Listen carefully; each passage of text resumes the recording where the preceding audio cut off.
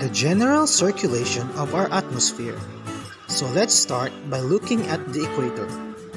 In the surface at the equator, we have the extreme heating by the sun's rays making up the air in this area warmer. This warm air then will become less dense and will rise up moving north and south. As it rises up, it will leave the area in a low pressure state. This concludes that in the equator we'll have low pressure. This also explains why Philippines often experience tropical typhoons where it is located just above the equator. Going back to the warm air moving north and south, it will then eventually cools and will then sink 30 degrees north and south. Along the path in the surface is bent due to the fact that Earth is rotating, and this bending of air is commonly known as Coriolis effect.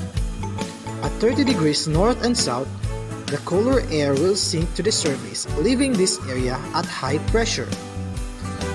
As it sinks and reaches the surface, a fraction of it will then move back to the equator and some will move up 60 degrees north and south. Furthermore, in the polar regions, we have cold air sinking and moves in the surface 60 degrees north and south, leaving this polar region in a high pressure area. As it reaches 60 degrees north and south, it will warm up by the surface, then converges with a fraction of warm air from 30 degrees north and south, and then both will rise up, leaving this area at low pressure.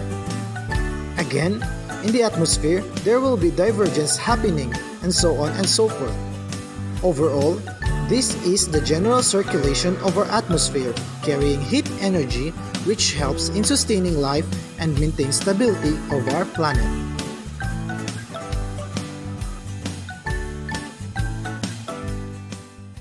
Created using Powtoon.